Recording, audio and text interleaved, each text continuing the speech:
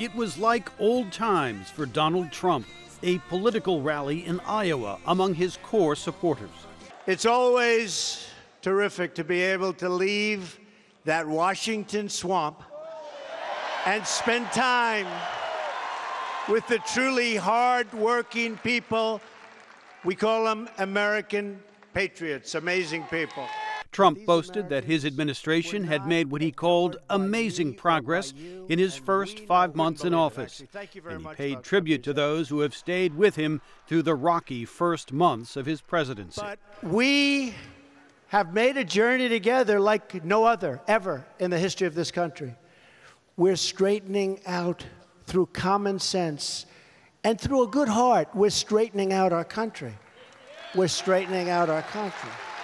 Trump's rally came the day after Karen Handel gave the president and Republicans in general a boost with her special election victory in Georgia. Special thanks to the President of the United States of America. Democrats were disappointed in the Georgia defeat, hoping that a rising tide of anti-Trump momentum would carry the day.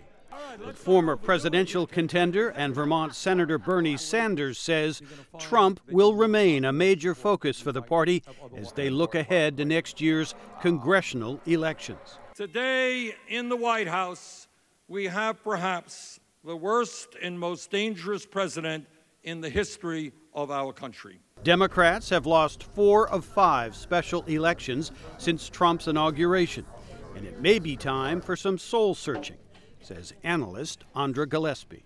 But I think that there's this larger quandary that the Democratic Party has in terms of it's trying to figure out how to reconcile its centrist and its progressive bases. And so I expect that there are going to be some really tough conversations within the Democratic Party. I'm a builder. That's what I love to do. As for the president, his challenge will be to move beyond the Russia investigation and refocus on his agenda, says John Fortier.